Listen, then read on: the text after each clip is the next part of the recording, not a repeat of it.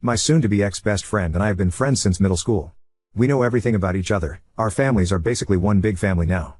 You get the idea. Like I said, we tell each other everything. Recently, she came to me telling me she's been having an affair for about 4 months with her superior at her new job. She started about a year ago. She told me, not out of guilt, but to brag about the dream vacation she's going on with her AP, disguised as a work trip. She asked me to cover for her if her husband asks if we've been in contact, because she's planning on going black for that week so he would have no way of finding out. Side note, we've both known her husband since high school. They are high school lovers, so they've been together for almost 15 years. Her husband is one of the most honest, hard-working, genuine people I know. He of course took everything she's said about working late and the business trip at face value because he trusts her more than he trusts himself. I told her I would not be covering for her and to get out of my house, because I couldn't even look at her right now. Later, I told my husband everything that happened, and he was just as shocked and disgusted. Her husband is basically his best friend now, so he of course has a lot of loyalty to him as well. My husband pointed out something I didn't even think of. Our security camera. It caught everything. We plan on going to her husband tonight with the proof. It will be up to him to do what he wishes with it.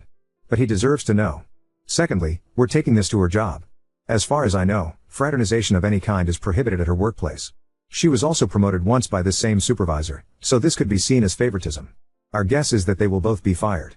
Finally, I'm going to send a snippet of her admitting the affair to all of her family, including mine. As I said, our families are very intertwined, so I will easily be able to contact the majority of her family. I'm not going to give her a chance to spin this against me or her husband. Some may think this is harsh, but I wholeheartedly disagree with that she's doing. Update 1. What the heck is going on? I can't tell if she's having some sort of psychosis, or she's literally just so detached from her marriage, that she doesn't care what happens. Hubby and I still plan on going to Noah tonight, but I'm honestly intrigued to see that she says to him, if she says anything at all. Then it's his decision on how scorched earth he wants to go. What you do to her affects him. Get her fired? You risk that he'll have to pay spousal support to her. Tell the family? They are going to bombard him. What if he wants to play it cool while he gets his affairs in order? Do they have kids? Maybe he wants to control info gets filtered to them. And, as said above, you could potentially hurt him in the divorce should he choose to go that way. I can think of a bunch of other factors. Maybe he doesn't want his heart ripped out publicly? Maybe that'll just hurt him further? Leave that decision up to him. So I agree. Inform the husband and let him get his ducks in a row. She chose to cheat on her timeline, let him proceed with the divorce on his timeline. Also, while she goes away on that trip, that would be a good time for her husband to meet with lawyers. Update 2. People involved. Ex-bestie Alyssa, bestie's husband Noah. I took a lot of people's advice, and decided not to go nuclear. As many people said, at the end of the day, it's not my circus. The decision should be left up to the wrong party, and that is Noah. I also decided to reach out to Alyssa before telling Noah, and decided to give her a chance to confess to Noah herself. After I talked to her, I was legit thinking about reaching out to her parents about medical help, because she was so unbothered and so non-remorseful about the affair, that I thought she was having some sort of mental break or psychosis. Yeah, Alyssa's always been the kind to find loopholes or ways ahead, but cheating on your spouse of almost 2 decades for financial gain? It's not normal. If you didn't see my small update, the whole reason Alyssa started the affair was to get the promotion at work. It evolved into an emotional affair eventually though. She admitted that her new friends from some feminism forums and Facebook groups told her she wasn't as valuable if she was making significantly less than her spouse, something I learned she's been more insecure about than she's been telling people. They also told her that using a man isn't cheating as long as there's no emotional attachment, she's just being a girl boss. She admitted she couldn't separate her feelings from the intimate aspect, and started going on regular dates and vacations, and eventually they started calling each other boyfriend and girlfriend. The AP knows she's married, but was told they were on the verge of separation. My hubby and I arrived at Noah and Alyssa's with some booze and some dinner, and by the time we were there, Noah had already gone through a bottle of wine. Surprisingly, Alyssa did confess to Noah about the affair. He told us it was extremely non-apologetic, though. She sat him down, and told him that she wasn't going on a business trip this week, she was going on a vacation with her boyfriend. Noah, being the clueless and loyal person he is, thought he meant to say husband, and was so excited. He asked if they're going to Italy like that planned for, and Alyssa just stared at him. She repeated with my boyfriend. It took a few minutes, but it finally sunk in. He told us it wasn't pretty after that, and said he embarrassingly got on his knees and begged her to fix everything. She yelled for a bit but then just stonewalled him again. She was already packed to leave, and just left him there sobbing. She turned off her location, which both Noah and I were a part of her family on the app, and we have no idea where she went. We assume she went to her AP's house, because if she had gone home with 2 suitcases, her mother would have reached out to Noah immediately. She sees him as a son. We sat down with Noah, and said we had video and audio proof of Alyssa exposing and explaining the affair, and we will send them to him in case he needs them. I explained to him that in a moment of blind rage, I was planning on going scorched earth and telling everyone, but once I calmed down and looked at this rationally, I realized that wasn't the right thing to do. The only person going full nuclear would hurt was him, because Alyssa obviously doesn't care anymore. As I suspected, the idea of reconciliation is still on his mind, but he doesn't see it happening. In order to reconcile, both parties must admit fault and want to reconcile. Alyssa clearly doesn't. We've gotten him in contact with a friend of my hubby, who agrees to help him pro bono until the divorce shows results. I can tell he's still hesitant about going forward with divorce, but he knows he also can't force Alyssa to stay. As comments have suggested, this is where we bow out. We're obviously going to continue to support Noah, but it's not our situation to handle. It's his. If there's any future updates, I'll OFC ask Noah first, but you'll be the second to know. Thanks for being so supportive and helpful. It made me realize that how Noah handles his life and his marriage is his responsibility, not mine. ETA, wanted to clear up some questions from the last post that I didn't really answer in the update. What did Alyssa ever do to you that made you want to go so nuclear? Honestly, nothing in particular. Like I said, for the past few years our friendship has been for convenience at its best. We've basically been friends because we know each other so well, and we have at least one friend. Alyssa has always had qualities I don't agree with, but who doesn't? I think it was just the whole situation that made my blood boil, especially since Alyssa has always been disgusted by cheaters. She was the kind of person to cut dozens of people out of her life if it meant not supporting someone's infidelity. So for her to make a complete 180 and not even have guilt for it, it just grinds my gears. That's part of the reason I think she's having some sort of mental breakdown. Not only is it hypocritical, it's extremely out of character, even for her. Are you in love with Noah? Of course not. Singing someone's praises and trying to portray that they're a genuine and good person doesn't automatically mean you want to sleep with them. Our relationship has been nothing more than platonic for the entire time I've known him, because he loved Alyssa, and I loved their happiness. I love my husband and literally only ever saw Noah like a brother. Logic, people. Oop, as much as I love the guy, he basically worships the ground Alyssa walks on. If she came through the door right now, and said sorry, even with no remorse behind it, I'm 99% sure he'd pretend like the last 4 months were a fever dream. Update 3. Well, I didn't expect to be back so soon, but the last week has been basically a speed run of terrible events. This will probably be my last update, so feel free to consider this the conclusion of the events. Everything bad that could have happened, happened. The past 2 days specifically have been absolutely horrible. Sorry if this is all over the place, I'm still all over the place. So, I'd give it was the day she left, or the day after, but Alyssa and AP went on their vacation. The only reason I know of because she posted pictures all over social media of her and AP, she had absolutely no shame. It was very clear that even if she wasn't divorced, this was her new boyfriend. Which of course notified her family of the issues. Noah's phone was blowing up with apologies, accusations, everything you could think of. Noah, being the people pleaser he is, decided to tell her family they were on a mutual break instead of telling everybody she cheated, and that was the AP. Alyssa's mom, fortunately, didn't believe him, and came to me. I didn't hold back. I told her that she's been cheating on Noah for months, and that she recently bragged to me about her sugar daddy AP, and that's the only reason she's come clean to Noah. Alyssa's mom then dropped a bomb on me that even I didn't know. Alyssa is a serial cheater. Her mom said in high school, Alyssa would bring boys home under the guise of school projects or sports-related things, but she caught Alyssa kissing 2 different boys. Keep in mind, she was dating Noah all this time. She said she didn't think much of it, and just chalked it up to being a crazy hormonal teenager. She also said she never expected her to marry her high school boyfriend, and by the time they were married, she figured Alyssa had stopped doing all this stuff.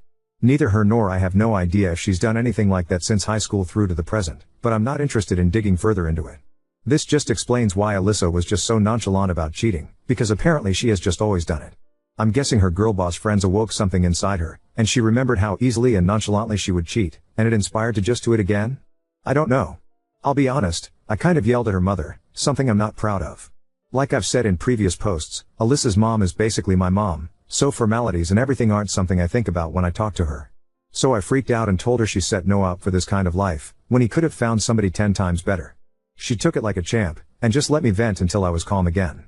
I apologized for yelling, but calmly said you and I both know Noah deserved better. You should have said something before he got married to her. She agreed, but said it's too late now to focus on that, and that the real issue at this time was supporting Noah. I told her if she wanted to support Noah, she could have told him his fiancée was a cheater 10 years ago, and hung up on her. I've since talked to her, we're fine, but I was just mad at her in the moment. Next thing that happened was that the photos got back to a colleague, and both of them were out of job before their vacation was even over. As I assumed, their workplace was extremely upset, and did consider Alyssa getting the promotion favoritism, and they were both let go. Noah told me there was at least 3 HR complaints about them, so it was a no-brainer. Of course, the beautiful relationship Alyssa and her AP had turned sour as soon as he learned he was let go from his six-figure job because of her. He was so pissed, he even cancelled Alyssa's plane ticket home out of spite, and planned to leave her stranded there. This is where all of you will be disappointed, and so am I, but Noah immediately forgave her, bought her a ticket, and moved her back in. She told him his was just a huge mistake, and seeing how her AP treated her made her realize what she could have lost. It's obviously all BS to me and hubby, but you already know Noah ate that shit up. He's told us that he's urging her to go to couples counseling, but OFC it's not an ultimatum, so basically she just got to have her cake and eat it with no consequences. We told Noah previously, and reminded him, that if he decided to take Alyssa back, we'd be going at the very least low contact. We kept to our word, and have completely blocked Alyssa, and have Noah unblocked, but don't plan to engage in small talk to invitations to stuff. We refuse to be like him and just act like this never happened, because that's not normal. He understood, but told us he has to stand by the vows he made to his wife, which we both understand to an extent, and wished him well. So why, EP, Alyssa got to sleep with another man, go on a nice vacation, lose her job, and still gets a bed and a husband to come home to. All's well that ends well? Edek, how to feel about this? Like if they want to live their fucked up broken marriage life, that's their choice. I'm not even mad anymore, just drained. I'm almost glad it's over now, because I don't know if I could deal with this for months on end. I knew this was going to happen eventually, it's just who Noah is, but it feels just as idiotic as it sounds. I'm just rambling at this point. I'm glad we decided to step back, because honestly, both of them have very clear psychological issues that needs to be addressed with a professional, but neither of them will ever do that. I'd rather be rid of people like this. Sorry if I'm being blunt or mean, but at the end of the day, both of them have issues I didn't sign up to deal with. Now on to second story. Boyfriend vanished at a music festival, ignored all calls, later claimed an injury, and then went radio silent at a hotel. My 24F boyfriend, 27 male, left for a festival around 12 o'clock on Friday. He told me he loved me and that he'd see me that night since he had to work on Saturday and then he'd go back to the festival on Sunday morning. I told him to have fun, be safe and that I'd see him that night. I went to work like normal and didn't hear anything from him all day, which didn't bother me since he's at a festival, probably had bad service and didn't want to spoil his fun by being on his phone. I got home after work around 0 o'clock and still hadn't heard anything. I was hungry and decided to have some food delivered, so I figured I'd call him and ask if he wanted something for when he got home. It went straight to voicemail twice. I decided to check his location to see if maybe he was still stuck in the parking lot and therefore would have horrible service as well, which was the case. Didn't think much more of it, ordered my food, ate, and went to bed. Decided to check his location once more and saw the bus was just pulling out of the parking area and on the road. When I woke up, he wasn't next to me. I immediately checked my phone but didn't have any missed messages or calls. This started to slightly worry me, so I looked at his location again and it showed him in a hotel somewhere. I figured he must have missed the last train home and that I'd see him soon. I went on about my day, deep cleaning the house, doing some laundry, etc., and didn't think about it anymore. Then around 1600 hours I received a call from his boss asking if I knew where he was since he didn't show up for his shift at 1500 hours and they couldn't reach him. I hadn't even noticed the time. I called, FaceTimed, texted and messaged him but got no response. Then around 1700 hours I got one lousy message that he had hurt his ankle and lost his wallet. I asked what happened, if he was okay, why he didn't come home, why he didn't let me know, he was going to a hotel, why he was ignoring his boss and I, when he was coming home and who he was with. None of our friends went to the festival, he went alone. It's now Sunday and he still hasn't responded nor come home. He turned his location settings off yesterday around the same time he sent that text to me. I have this really bad feeling like something is off. This is very out of character for him. We've been together for 6 years and he's never done anything remotely like this. I'm worried, I'm angry, and I feel like he's hiding something. I know he didn't plan on going to a hotel, he didn't bring a change of clothes or packed a bag. He just went for a day, planning to come back that night. Update 1. When I posted yesterday morning I was beside myself with worry, and I had already taken quite a few steps to find him, which included calling friends and family. Many people told me I was probably overreacting and he was just having fun. But it didn't sit right with me, so when coming to Reddit I was just hoping for a FU people telling me I hadn't lost my mind. When calling the hotel, they initially informed me that they couldn't give any information about guests due to the privacy law in my country. The police weren't of any help either, telling me that I should contact them again if he hadn't come home by Tuesday morning. I spoke to the management of the festival, who could confirm he scanned his ticket at the entrance on Friday. However, they work with wristbands, so there was no way for them to check if my boyfriend also came on Saturday and Sunday. With the hotel, the festival and the police being quite dismissive, I turned to Reddit. I didn't include all these details in my original post, since I didn't want the post to get too long and I figured I could just add information by responding to all of you. That worked fine until we got to 100 plus reactions, and then 1000 plus and even 5000 plus, which is absolutely crazy to me. Honestly, I can't thank you enough. Your responses really helped me through this and confirmed that the chance of something bad having happened was way bigger than him just having fun. After calling the hotel again and pleading with the manager of the hotel for quite a while, they were able to inform me that there hadn't been a reservation under his name.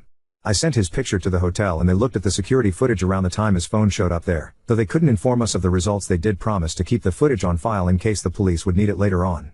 I contacted the police again with this information, and while they were still hesitant to investigate further, they did give the hotel a call to request the footage of that Friday night. A little while later they called me back saying that my boyfriend hadn't been on any of the cameras all weekend, therefore they could rule out he had even been there at all. Because his phone clearly showed his location being there and I had screenshots to prove it, the police realized something indeed wasn't right and promised me they'd look into it straight away. Me and one of our mutual friends decided to start driving towards the festival site, which was about a 4-hour drive. We knew we wouldn't be able to get in since we didn't have tickets, and even if we did there'd be no way to find him in a crowd of over 65. People, but at least we'd be close by if we received any news and we could ask around to see if anyone recognized his picture. Before we reached the site, I received another call from the police. My boyfriend had been in the hospital since Saturday morning. He had been found in the ditches of the parking lot of the festival around 3 a.m. together with a few other people who had also been to the festival. All of them severely beaten up and without any of their belongings. The hospital found traces of the same drug in each of their systems, which leads the police to suspect they have been preyed upon and drugged by groups of people searching for easy targets, people who were alone. Apparently it usually takes 1 to 2 days to identify an unconscious person without any form of ID on them, which is why I didn't hear anything earlier. The police are investigating further and will let us know when they found who's responsible. We already confirmed that we want to press charges. My boyfriend is okay now, and he's expected to make a smooth recovery. He broke his collarbone and his wrist, is covered in bruises and cuts and has a light concussion. He came by very late Sunday night. Unfortunately, or luckily, he doesn't have any memories of the incident or the events that happened right before.